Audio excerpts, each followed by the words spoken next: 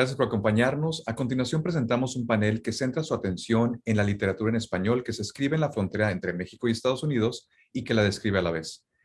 Modera Daniel Fernández, quien es profesor, investigador y crítico literario. Es actualmente catedrático de literatura mexicana e hispanoamericana y director del Departamento de Lenguas y Literaturas del Lehman College. Asimismo, es miembro del Consejo Asesor de Programación de la FIL Ciudad de Nueva York y es integrante de la Junta Directiva y Coordinador de Información de la Academia Norteamericana de la Lengua Española. Te cedo la palabra, Daniel. Muchas gracias, José. Tenemos aquí con nosotros, tengo el gusto de platicar, bueno, vamos a platicar con Sonia Robles. Sonia Robles es profesora e investigadora en el Departamento de Historia de la Universidad de Delaware. Escribe e investiga la historia de los medios de comunicación de México y de la frontera entre México y los Estados Unidos. En el año 2019, la Universidad de Arizona Press sacó a la luz su libro Mexican Waves, Radio Broadcasting Along Mexico's Northern Border, 1930 a 1950. Este año, el mismo trabajo mereció una mención honorífica por haber sido elegido como el mejor libro en humanidades por la sección de México de la Asociación de Estudios Latinoamericanos, o LASA. También tenemos a Norma Iglesias Prieto, quien es una académica transfronteriza con 38 años de experiencia en estudios culturales en la frontera México-Estados Unidos, con énfasis en la identidad, el género, el arte y los medios de comunicación.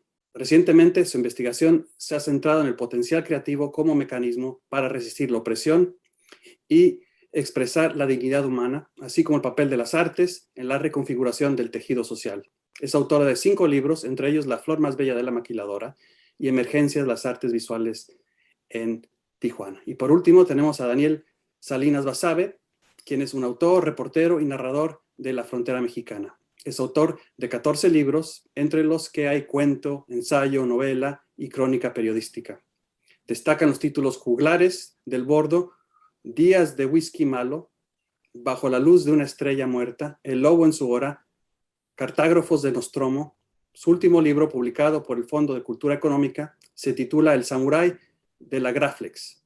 Su reconocimiento recibido más reciente fue el premio Santoña La Mar 2020 en Cantabria, España, por el cuento La soledad de la marsopa. Muy bien. Yo creo que vamos a empezar con una pregunta, ¿no? Y la pueden ir contestando cada uno de ustedes como mejor puedan, ¿no? La primera pregunta es muy general. Les voy a preguntar, en el caso particular de cada uno de ustedes, ¿qué es lo que los lleva a elegir la frontera como centro o como fuente de su quehacer, ya sea artístico, investigativo, profesional? ¿Qué es lo que los inspira o mueve a escribir sobre este espacio y esta temática? Vamos a empezar, ¿por qué no empezamos con Norma? Muchas gracias, Daniel. Gracias por la invitación de estar aquí en la Feria Internacional del Libro en la ciudad de Nueva York. Bueno, soy de la Ciudad de México y llego en 1982 a la frontera. Ya la conocía, pero había estado en Juárez, no en Tijuana, como donde trabajo, como una de las cofundadoras del Colegio de la Frontera Norte. Y quedo maravillada de lo que es la frontera, porque encuentro que la frontera, particularmente la frontera entre México y Estados Unidos, es un espacio-tiempo privilegiado en términos de que permite o te da la oportunidad de comprender retos globales. Es una ciudad que siempre está cambiando, y quiero ilustrarla de manera muy gráfica. No es una idea mía, es una idea de Teddy Cruz de la Universidad de California en San Diego, que dice que si tiramos una línea imaginaria en la latitud donde está Tijuana, San Diego, vamos a encontrar, y quiero que quienes nos están oyendo se imaginen el globo terráqueo, pero si tiramos esta línea imaginaria, encontramos las fronteras de mayor tensión, no solo las fronteras, los lugares de mayor tensión en el mundo. Estaría Tijuana, San Diego, Ceuta, Melilla, con todo lo que supone los flujos de África hacia el norte, el mar Mediterráneo con las grandes migraciones, ¿no?, de sirios y ahora seguramente pakistaníes, de Afganistán. Tenemos también Israel y Palestina, India y Pakistán en la región de Cachemira, y los 2 modelos de China, ¿no?, Hong Kong y Shenzhen. Es un lugar que condensa, sacude, confronta, justamente por todo lo que hay detrás.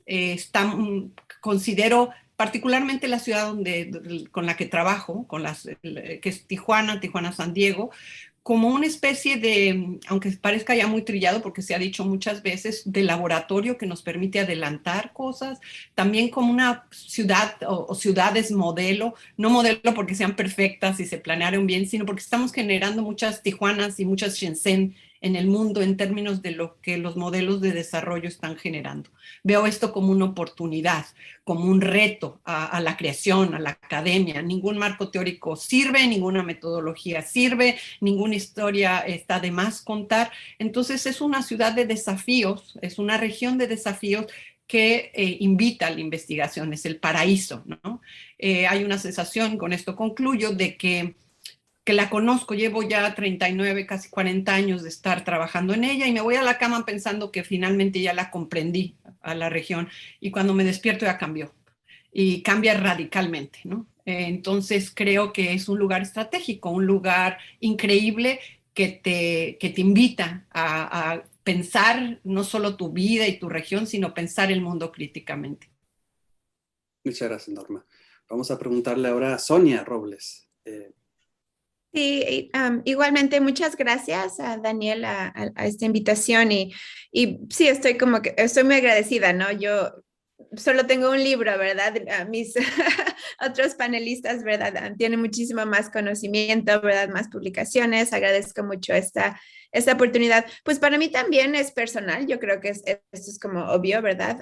Yo crecí en la Ciudad de México, pero mis papás tenían una camioneta, ¿verdad?, con placas estadounidenses y cada 6 meses, ¿no? Íbamos a la frontera, ¿no? Entonces, para mí, como que y visitar la frontera o visitar a parientes en Estados Unidos, de la Ciudad de México, era común, ¿no? Entonces, sí, crecí con estos viajes, ¿verdad? Estas como que representaciones, no solo en el cruce de Tijuana, pero en otros cruces, ¿no? También en Juárez, por ejemplo. Pero para mí como historiadora, pues realmente fueron las fuentes las que me guiaron, ¿no? a este lugar. Me mostraron, ¿verdad? Cosas que no había escuchado, ¿verdad? Que no había investigado, ¿verdad? Y que fue algo parecido, ¿no? A lo que mencionaste, ¿no, Norma? Que no se puede explicar, o sea, no hay reglas que explican la manera en que vive la gente, en que han vivido, ¿verdad? Porque lo hacen de una manera distinta, ¿verdad? Y para mí fue algo como que muy sorprendente, ¿verdad? Que me gustó de lo que encontré, ¿verdad? En los archivos cuando estaba haciendo la investigación para mi tesis doctoral y sí, o sea, es importante para mí reconocer que México participó en la construcción de la frontera, ¿verdad? Eso es algo que trato de decir, ¿verdad? En mi libro, porque sabemos, ¿verdad? Que hay toda una literatura, una historiografía, ¿verdad? Que incluye a la frontera, pero no menciona, ¿verdad? La participación de México, específicamente a principios del siglo XX. Entonces, para mí eso fue lo que pues sí, como que me guió a la frontera. Muchas gracias. Daniel, ¿qué nos dices tú? ¿Qué nos platicas sobre el tema? ¿Qué tal, tocayo Daniel? Qué gusto. Norma, Sonia, qué gustazo poder estar charlando con ustedes. Y bueno, pues mi gratitud a la Phil Ciudad de Nueva York por volver a estar con ustedes por segundo año consecutivo. Es realmente emocionante. Bueno, en mi caso, la frontera, y específicamente la frontera Baja California, es mi territorio narrativo. Yo no me concibiría como escritor si no fuera por la frontera. Es más, casi me atrevería a decir que de no ser por la frontera, a lo mejor yo ni siquiera sería escritor, o a lo mejor sería un escritor muy diferente en el que no me reconocería. Es decir, este territorio narrativo marca y determina todo lo que he escrito. Es decir, al menos si hablamos de ficciones, de cuentos y novelas, pues yo podría decirles que, salvo algunas excepciones, más del 80% de mis historias ocurren en la frontera. Son historias que ocurren en la frontera y son historias con personajes fronterizos. Y creo que mi mejor escuela para aprender a narrar fue haber sido reportero en las calles de Tijuana por más de década y media, ¿no? Porque Tijuana, las calles de Tijuana o las calles de California en general, siempre te están narrando historias, siempre te están diciendo algo. Este territorio es como un grandísimo tornado de almas o como un arroyo en donde desembocan muchísimos ríos, ¿no? O sea, somos el lugar donde empieza o donde termina la patria, somos el umbral, pero somos también el filo de la navaja, somos el borde, pero somos el bordo. Y aquí hay historias, desde luego, terribles, desgarradoras, pero también hay muchas historias de esperanza y sobre todo de profunda humanidad. Es decir, no creo que otro territorio o no creo que otro lugar pudiera inspirarme tanto como me ha inspirado la frontera baja californiana. Muchas gracias, Daniel. Yo creo que vamos a empezar otra vez contigo porque creo que has estado hablando de la frontera en términos metafóricos, ¿no? Me gustó eso del arroyo, por ejemplo, ¿no? Uh-huh. Y es increíble porque la frontera, pues sabemos que es un espacio, pues, inabarcable, ¿no? Uh-huh. Inenarrable, irrepresentable, ¿no? De muchas maneras por lo inmenso que es y por lo cambiante y dinámico que es, ¿no? Pero yo creo que por eso muchas veces los escritores buscan metáforas para condensar, ¿verdad?, esa realidad, para sintetizarla de alguna manera poética o literaria, ¿no? Hay una que se repite de la herida, ¿verdad?, otra de la cicatriz, ¿no?, que son constantes, ya bastante trilladas, ¿no?, y además que son muy, de cierta medida, negativas, ¿no?, como que nada más muestran el lado doloroso del asunto, ¿no? Si tuvieran ustedes que, pues, describir o expresar su idea, su propio concepto de lo que es la frontera en una imagen, en una metáfora, ¿cuál sería? Si tuvieran que escoger. En mi caso, el péndulo, la oscilación, la oscilación entre dos hemisferios. Incluso pensaría la oscilación entre dos hemisferios cerebrales, es decir, la convivencia de mundos paralelos. La oscilación, me gusta, vaya, no es casualidad que un trastorno de la personalidad se llama trastorno borderline, y que hablemos de una oscilación entre dos hemisferios cerebrales. Y me gusta mucho el concepto de dualidad, esta dualidad un poco a lo Jekyll y Hyde. Es algo que me emociona muchísimo, ¿no? El lóbulo frontal y el lateral, el péndulo, siempre oscilando, siempre la dualidad, un poco como las dos caras de Jano, siempre una personalidad duplicada. Eso es casi esquizofrénico, ¿no? Un poco. Sí. En el buen sentido de la palabra. Una condición pre-esquizofrénica, que es precisamente el trastorno border. Muy bien, muy bien. Vamos a pedirle a Norma que nos diga. Me gustó mucho lo que acaba de decir Daniel, pero quisiera agregar otro elemento porque, digamos, tengo uno como Norma persona y una como investigadora, dos. Los dos. La idea del péndulo me gusta, pero yo le agregaría un elemento más, que no es así, porque no es dos, yo creo que hay 3, 4, 5, 6. Haría, no sé si exista, pero un péndulo que circular. Se moviera circular, pero ni siquiera que fuera constante en este lugar, sino que fuera bien arbitrario de cómo se mueve y a veces incluso como parece que está parado, pero toma vuelo para seguir. Porque creo que la frontera es más que dos, mucho más que dos, ¿no? Ese es uno, digamos, en el plano de describir la complejidad del asunto. Pero hay otra que como investigadora me gusta mucho, que es la idea de una lupa. Y vuelvo a la idea esta de un lugar que nos explica muchas cosas. Y me lo imagino, porque trabajo con artes visuales, lo podría describir visualmente. Una lupa, probablemente que diga hecho en Corea, y que la lupa no está viendo cualquier cosa, sino que es una lupa que está viendo probablemente una película que se está moviendo, y la lupa es porque permite ver el detalle y la importancia de este espacio para entender estas tendencias globales, y la película por la velocidad, pero también porque este lugar esta frontera no nos permite perder nunca el contexto. Puedes estar en el detalle específico, pero siempre tienes que ver como the big picture, ¿no? Y justamente por eso, porque nos permite entender cosas más allá de lo que significan en este espacio y en este tiempo. Es un lugar que nos permite anticipar otras cosas. Entonces sería una lupa hecha en Corea, viendo una película que está mostrando muchas cuestiones que están pasando en el mundo. ¿Y por qué en Corea, no? Eso me interesa, porque no vamos a entender nada, no sabemos coreano. Bueno, podría ser Corea o Taiwán, pero es decir, en esta lógica de que ya no hay nada que sea únicamente de un lugar, sino que tiene que ver, y justamente la idea del Ecuador político es esto, es el lugar en el que las contradicciones del mundo globalizado, interconectado, con unos niveles de interdependencia monstruosa. Y en muchos casos, si pensamos también en Tijuana como este lugar de ensamble, ¿no? Este lugar que ensambla cosas para uso de otros. Entonces, podría ser a la inversa, no estar solamente ensamblando para otros, sino que esos que ensamblan o producen en otro lugar llega aquí, que es parte de la globalidad. Es decir, para no hacerlo hecho en México, ¿no? Sino darle un carácter más global. Qué bien, qué muy, muy interesante. Sonia, ¿cómo expresarías la idea de la frontera en una imagen?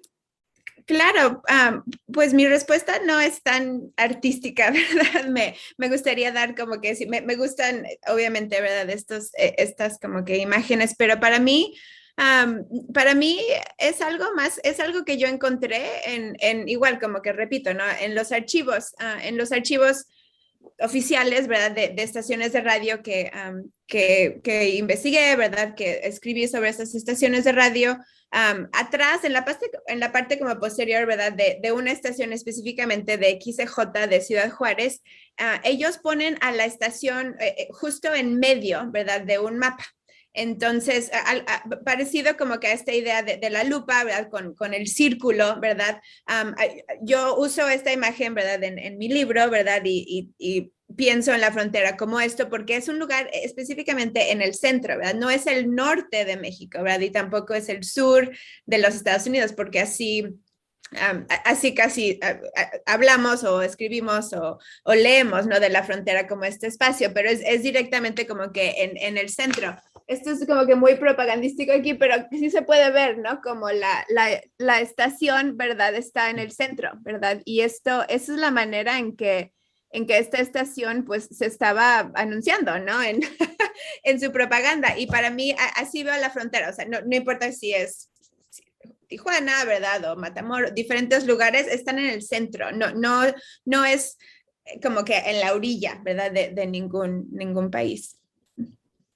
Es interesante esa idea, ¿no? De lo periférico, y se ha vuelto céntrico, ¿no? En los últimos años, ¿no? Lo que era periferia se ha vuelto céntrico en las artes, en nuestras discusiones, ¿no? En las universidades y en muchos espacios de la cultura. Y bueno, la siguiente pregunta, todas tienen que ver con lo mismo, ¿no? ¿Qué aspecto de la realidad fronteriza o transfronteriza buscan indagar, encontrar, dilucidar, describir o representar en sus obras, ¿no? Que hay algo que quieren eso, ¿no? Quieren encontrar, esclarecer o representar en sus obras. Quieren expresar algo de esa realidad en su trabajo. Vamos a pedirle a Daniel para ir. Bueno, quizá no hay una búsqueda a priori o una intención deliberada de mostrarlo, pero bueno, sin embargo, la realidad es que al menos en mi trabajo de ficción, en los cuentos de Dispárenme como hablan Cornelas o la novela Vientos de Santana, muestra la vida del periodista, del reportero de calle en la frontera. Es decir, mis personajes casi siempre son reporteros en el entorno de la frontera. Lo mismo ocurre en Juglares del Bordo, en donde, bueno, el Bordo es un periódico ficticio, y cada uno de los 9 cuentos de Juglares del Bordo tiene que ver o hace por lo menos un guiño a este periódico El Bordo. Y bueno, en el último cuento se narra el último día de existencia, cuando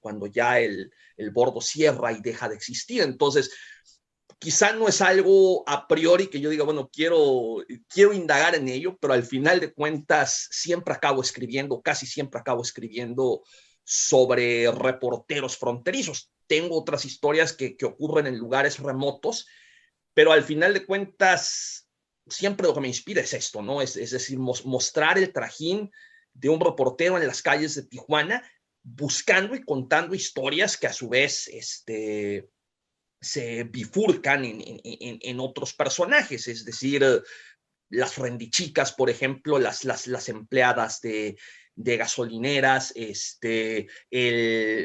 el boom inmobiliario, todos estos grandes elefantes blancos que vemos en la carretera escénica.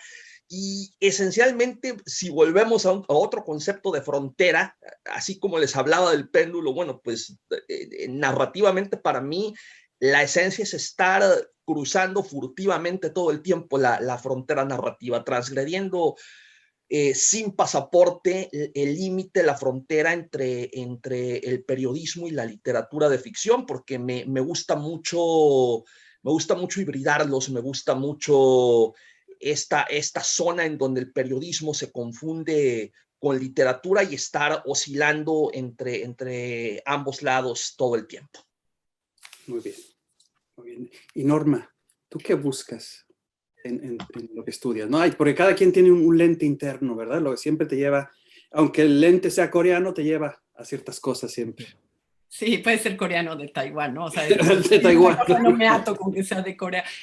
Conectándolo también con lo que acaba de comentar Daniel, en mi caso como investigadora tengo que tener un propósito de qué voy a buscar, pero me atrae, igual que él, los fenómenos antropológicos, sociológicos que cuestionan las fronteras, que cuestionan las nociones de frontera y no solo las nociones de frontera geopolítica, sino estoy hablando con él las fronteras de los géneros, géneros artísticos, cinematográficos, es decir, y por eso es que mi proyecto, y como leíste al principio, tiene que ver ahorita ya por muchos años sobre la producción de las artes visuales. No solamente analizo la obra, sino todo el proceso de producción y creativo que hay detrás de las artes visuales. Y me gusta porque el arte fronterizo está contribuyendo, así como los ambientalistas, a cuestionar la noción de fronteras y a cuestionar estas formas tradicionales y en algunos casos como muy antiguas de pensar el Estado-nación y que todo responde a estas lógicas nacionalistas. Y lo que nos enseña estas fronteras, especialmente las del Ecuador político, es que esas formas de funcionar son obsoletas para los retos a los que nos enfrentamos. Creo que el arte, pero el arte puede ser las artes visuales que trabajo, pero en la literatura, lo que está haciendo Daniel, es un espacio que te permite cuestionar todas esas lógicas, cuestionar todas esas reglas que nos han puesto el aquí, allá, este género, el otro. Y en las artes visuales encuentro esto, que se están quebrantando, cuestionando la frontera y las nociones de frontera. También veo que me atrae todos los temas que tienen que ver con la estimulación de la facultad creativa, que no es una facultad solo de los artistas. Y Daniel estaba comentando, te da cachetadas la ciudad, porque lo que vemos es que la creatividad, la facultad creativa, es justamente la expresión de la dignidad humana. Y si si algo tiene esta ciudad, es ejercicio de una dignidad, de mostrar que no eres cosa, que no eres alguien disposable, ¿no? Que no te tiran aunque seas migrante o una mujer de la maquiladora. Y entonces tenemos tantas historias, tantas cosas que decir. Por el momento estoy trabajando con la producción de las artes visuales y creo que están contribuyendo mucho porque me gusta que intervienen en el espacio, intervienen en la ciudad, intervienen las formas en las que pensamos y traen a colación, como lo está diciendo Daniel, pues lo que te está confrontando, que puede ser ahorita, por ejemplo, nos confronta tanto cómo se está abordando la pandemia. La pandemia es algo global y dices tantas arbitrariedades, que se cierre la frontera como si el virus respondiera a quién tiene este documento o el otro, quién tiene derecho a vacunas y quién no, cómo se distribuye. Creo que es fascinante. Entonces, ahorita he trabajado muchas cosas con las artes visuales porque son el grupo de personas que trabaja con la facultad creativa, que es justamente el elemento que nos dignifica, pero también el que nos da esperanza. porque como dijimos, se dijo aquí al principio, estas ciudades son de una intensidad y de una complejidad enorme de historias que desgarran, como se mencionó, pero también tenemos enfrente de nosotros una gran cantidad de historias de esperanza, de humanidad, que están justamente cuestionando todo. Nos dan idea de posibilidades de futuro, así con letras mayúsculas y grandotas, iluminadas. Y si lo logramos hacer aquí, estamos preparados para que suceda en otras partes. Podemos ser inspiración en otros campos. Me encanta esa idea del arte como algo que dignifica, ¿verdad? Y creo que es lo que trata de hacer Daniel también a través de su narrativa también, dignificar ¿Puedo nada más la comentar humanidad, una cosa ¿no? que se me olvidó? Sí. Creo que lo que también nos está mostrando los artistas, que es profundo, o la gente que pone a accionar la facultad creativa, es que hay otras formas de civilidad, otras formas de ser, otras formas de vivir, otras formas de ser humano. Muy bien, muchas gracias. Sonia, a mí me parece interesantísimo el tema que tratas, ¿no? De la radio, ¿no? Por muchos motivos, ¿no? Pero ¿qué es lo que buscas con tu investigación de la radio? Sí, siguiendo esta idea, ¿no? Que para el virus no le importa la frontera, ¿no? O sea, barreras, ¿verdad? No le importa el virus. Yo lo que siempre como que regreso a este concepto que la radio es lo mismo, ¿verdad? Es difícil censurar radio, ¿verdad? Es difícil censurar lo que sale, ¿verdad? A través del éter, ¿verdad? Y cruza fronteras, ¿verdad? Entonces, para mí, eso, o sea, el estudio, ¿verdad? Y conocimiento y muchas cosas, ¿no? De los medios de comunicación me gusta mucho, o sea, yo veo medios de comunicación como esta puerta, ¿no? Que abre, ¿no? A muchos lugares, ¿verdad? Muchas maneras de cuestionar, ¿no? Lo que pasó y lo que sigue pasando. Yo sí creo que los medios de comunicación crean, ¿verdad? Su propia geografía, ¿no? No hay fronteras, ¿verdad? Entonces, así las pueden crear. Entonces, esa es para mí como que la pregunta que pues sí, como que motiva, ¿verdad? Como que pensando en personas, por ejemplo, empresarios, ¿no? A personas que abrieron, ¿verdad? En el caso que yo conozco, ¿verdad? Mejor, ¿verdad? Que abrieron estaciones de radio en, ¿verdad? La frontera norte de México, ¿verdad? Así como lo explican ellos o lo explicaban ellos.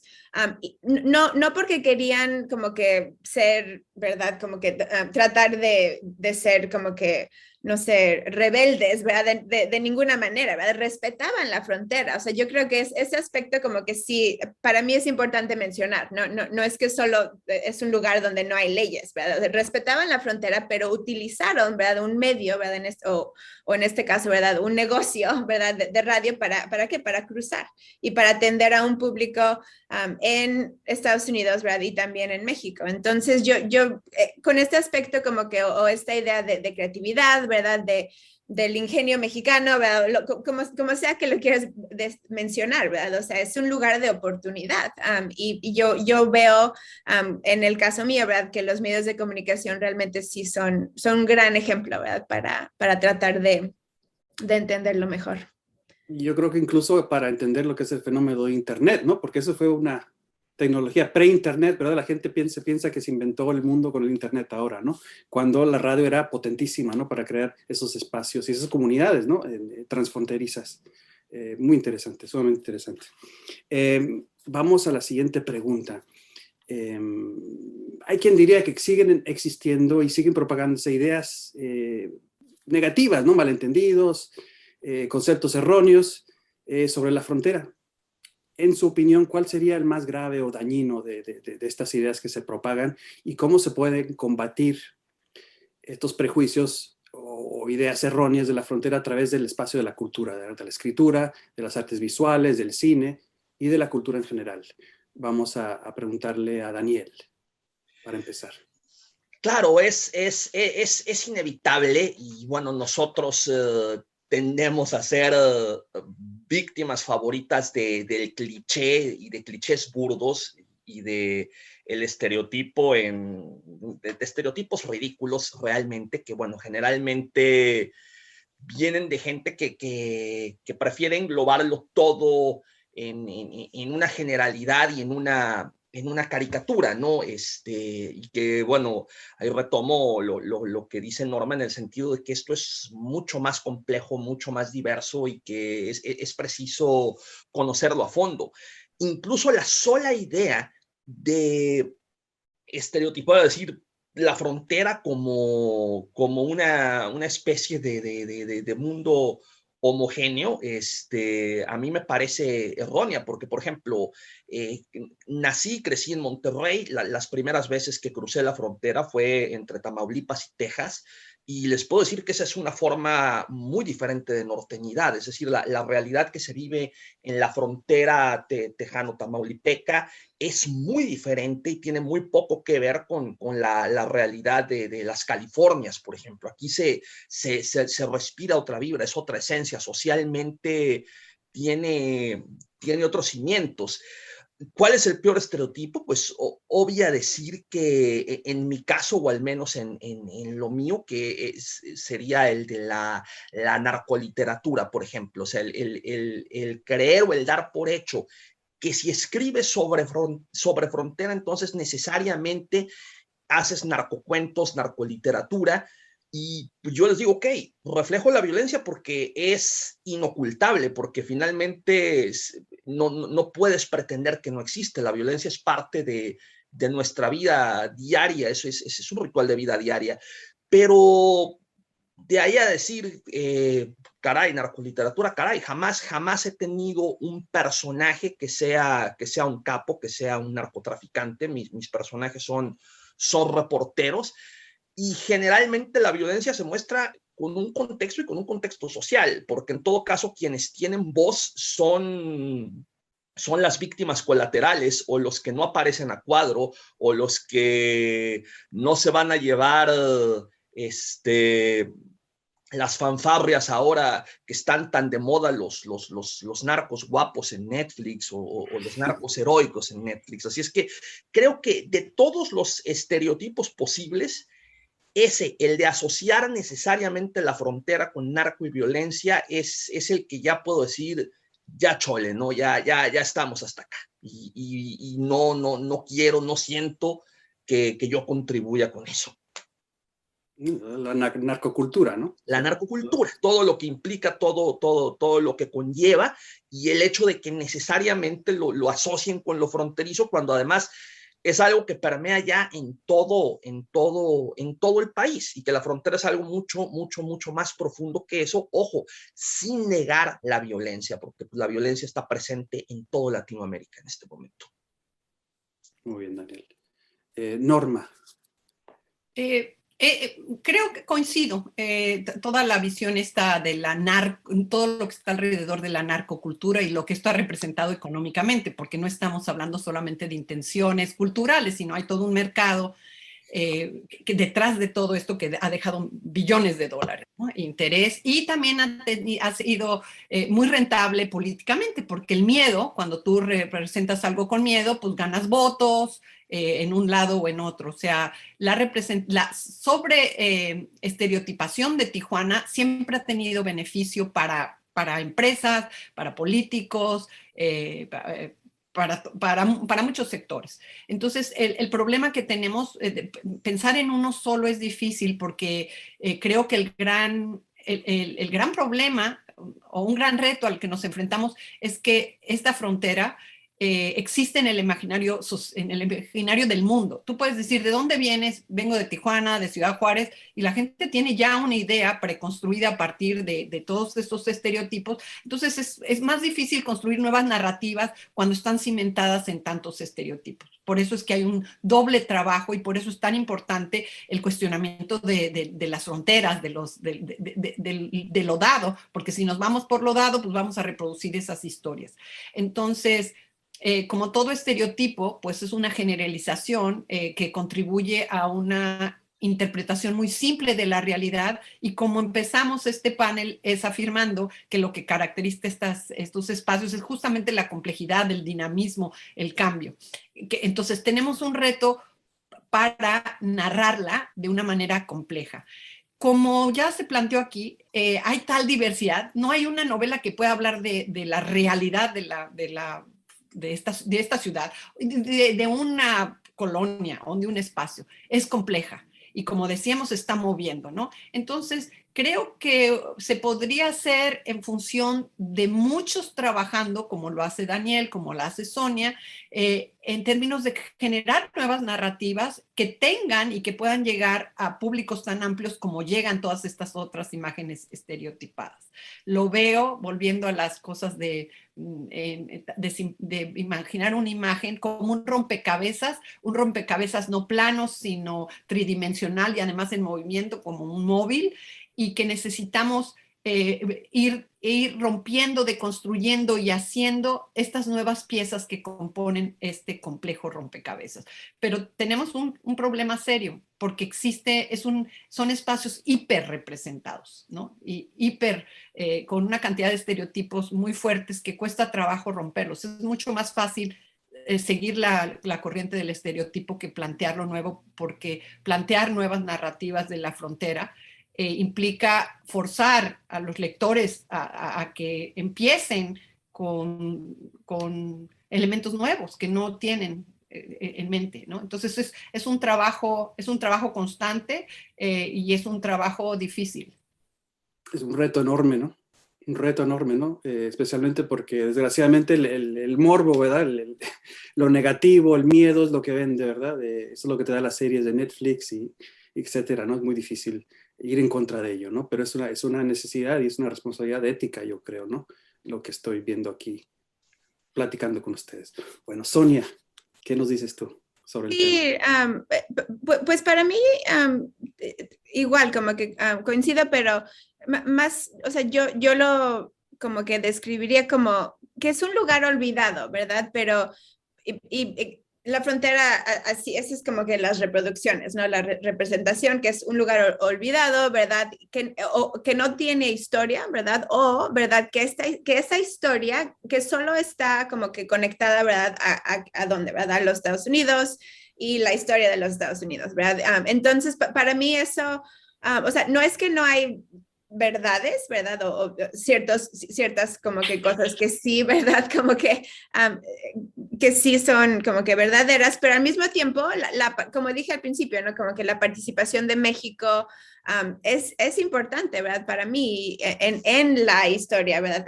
De la frontera, ¿verdad? En este espacio. Entonces, o sea, ¿cómo se puede combatir, ¿verdad? La segunda parte de tu pregunta, Daniel, no sé, ¿verdad? Yo creo que contando más historias, ¿verdad? De este lugar sería como que una respuesta como que muy, muy obvia, pero sí, o sea, me interesa mucho específicamente como que tratar de cambiar este estereotipo negativo, ¿verdad? Que es un lugar violento, ¿verdad? Yo fui a un congreso, por ejemplo, en Alemania, ¿verdad? De borderlands, ¿no? O sea, de fronteras en todo el mundo, ¿no?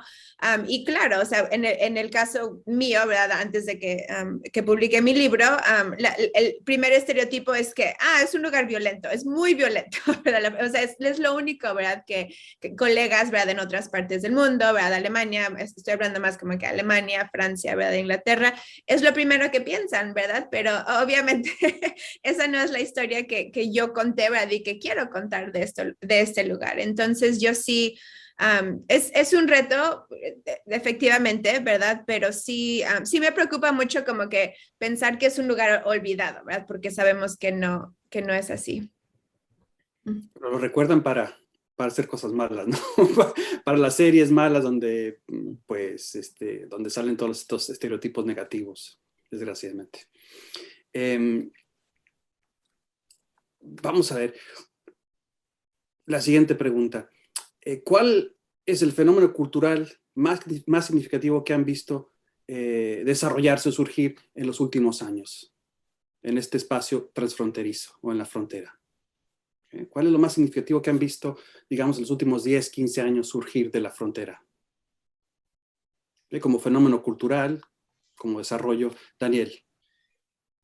Bueno, en el caso específico de Tijuana, no puedo hablar por toda la frontera, los 3,000 kilómetros, pero en el caso de Tijuana, bueno, la diversificación de la migración, absolutamente simbólica, la diáspora haitiana que empezamos a tener a partir de de 2017, 2016, y cómo los haitianos se integraron plenamente a la vida de la ciudad, cómo se formó incluso una colonia haitiana, y cómo los vemos ya integrados en sus calles. Es decir, por otra parte también, bueno, si bien el fenómeno migratorio tiene oleadas crecientes, nunca habíamos tenido tampoco de forma permanente un campamento migrante omnipresente, como es el caso del Chaparral, en donde, bueno, hay migrantes de mayoría centroamericana que están esperando con pocas esperanzas la posibilidad de entrar a los Estados Unidos.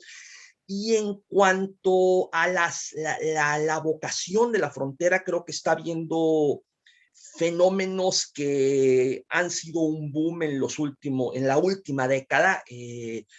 Quizá es inocultable el boom gastronómico, o sea, el hecho de que ya el tema de la cocina Bajamed, pues yo creo que ya trascendió el ser una simple moda, una simple tendencia, y se puede hablar ya de todo un movimiento. Y bueno, el vino, definitivamente en este caso podemos hablar de que la cultura vitivinícola ya es un punto de referencia internacional y es sin duda el mayor polo de atracción turístico de nuestra región baja californiana. Y eso poco a poco está cambiando la vocación de la ciudad, es decir, ya no somos solamente una ciudad industrial, maquiladora que produce partes, sino hay ya todo un clúster gastronómico, médico, aeroespacial, y bueno, ni hablar de las nuevas tendencias que están surgiendo, sobre todo en materia de cine, de cortometrajes, demasiados jóvenes veinteañeros trabajando cine. También muchos escritores jóvenes haciendo cosas muy, muy interesantes, y bueno, el arte que nunca para, y bueno, sin duda Norma podría hablarnos mucho más de eso, pero en realidad las artes plásticas siempre están en efervescencia. Gracias, Daniel. Norma. Coincido totalmente. La migración, como dijo Daniel, está cambiando la ciudad, las dinámicas, el universo, la relación de lo que significaba estar en esta ciudad, sin duda. Pero también yo diría las artes. Y es interesante porque de nuevo vamos a la premisa del cambio tan rápido. Muy rápidamente pasó Tijuana de ser considerado un desierto cultural al que nos tenían que enseñar que era ser mexicano y traer cultura, ¿no? Y arte, a ser el hotspot de arte que artistas de todo el mundo quieren hacer residencias aquí. Entonces, y justamente como decía, porque es un espacio muy rico que expone. Y con las crisis, es curioso porque con las crisis del 2008 económica y también de violencia, los jóvenes, como se ha señalado, se han apropiado los espacios, ha habido un incremento de galerías, de usar la ciudad como un espacio para hacer arte público, y creo que lo que está pasando en el arte es interesante, porque está modificando las prácticas de la ciudad, las razones por las que la gente quiere venir, y también tiene una agencia social, una agencia política. Les voy a platicar nada más de un evento para que vean el nivel de sofisticación del que estamos hablando. Hace unos años hay una galería, entre muchas que hay, que son independientes, la Caja Galería, que se fundó en el 2005 con Arturo Rodríguez, y entre las cosas que hacen, nos tocó, es un grupo pequeño, invitan a un artista plástico a que haga una exhibición. Y este artista hace su exhibición, la pone, e invitan a uno de los chefs de las múltiples escuelas de gastronomía que hay a que genere platillos alrededor de las obras de arte. Y este chef invita a un cervecero, porque la cerveza artesanal es otro fenómeno del que hay que hablar, a un joven cervecero o a alguien de vinos en el valle a que produzca una cerveza o un vino que tenga que ver con esa comida, con esa exhibición de obra gráfica, plástica o visual. Se invita a grupos de arte, de teatro o de performance a que hagan un performance en ese momento, colabora con músicos. Ese es otro paraíso que no hemos comentado. Tijuana históricamente es un lugar de músicos, que encuentras todos los géneros musicales, que es un reflejo también de la diversidad de historias y de perfiles que existen en la ciudad. Y entonces son eventos que te estimulan los 5 centímetros, los sentidos, yo diría también el sexto porque es un sentido crítico, rearticulan redes de apoyo, de nuevas formas de trabajo muy, muy interesantes. Y en aquella ocasión me tocó también algo que nunca había vivido, que una de las exhibiciones eran fotografías hechas por ciegos, artistas ciegos. Entonces dice uno, ¿cómo, no? Parte del evento era que entrabas a la galería, te tapaban los ojos y tú tocabas el hombro del que estaba adelante y con eso te guiabas, lo que también genera esta sensación de confianza, porque vas a estar a oscuras varios minutos apoyando en esto, y el que narraba era el artista ciego que te forza a ver su obra en tu mente como ellos lo hacen. A lo que voy es que es la producción de las artes visuales o la producción del arte, literatura, danza, música, están tratando de articularse porque también no tenemos grandes instituciones de arte y cultura en la ciudad, ¿no? Tenemos 5 más o menos importantes, pero quiere decir que también esto está participando en la reconfiguración de la ciudad y de la ciudadanía y de una nueva práctica ciudadana en donde este capital creativo, esta fuerza creativa está reinventando la ciudad a pesar de los administradores, a pesar de los políticos. La ciudad se está moviendo. Y lo diría lo mismo con la migración. ¿Quiénes están detrás de resolver estos grandes retos que que se han enfrentado la ciudad por ser un punto, no solo de las caravanas migrantes, de los deportados? 2008 estuvimos recibiendo más de 400 deportados diarios. Gente que no tenía tierra porque no era, parecía como de ningún lugar. De nuevo, esta idea del mundo tan cruel, globalizado, en donde las personas son commodities, ¿no? Son cosas que puedes desechar y ya no te sirve y lo tiro. ¿Y a dónde lo tiro? Pues a Tijuana, que de alguna manera, para bien o para mal, ha sido el patio trasero de Estados Unidos, ¿no? Con desechos. Y esto que es negativo porque eres al que se tira la gente, que se tira el desecho, que se tira, lo reconstruye, lo usa, lo convierte en arte, lo convierte en agencia, lo convierte en organizaciones de la sociedad civil. Y eso, por eso digo, esto es lo que nos da dignidad. Esto es lo que humaniza, esto es lo que da esperanza de que no solo somos víctimas, somos agentes activos que estamos tratando de cambiar esto, y que si se cambia aquí y si podemos manejar esta locura que es Tijuana, pues es como si manejas en la Ciudad de México, puedes manejar en cualquier lugar, ¿no? Bueno, pues si manejas o puedes administrar o puedes escribir o puedes hacer arte o puedes ser investigador, aquí puedes hacerlo en cualquier lugar del mundo, porque aquí es intenso. Muy bien, como una especie de ciudad de la esperanza, ¿no? Muy bien, muy bien. Dan ganas de ir, ¿no?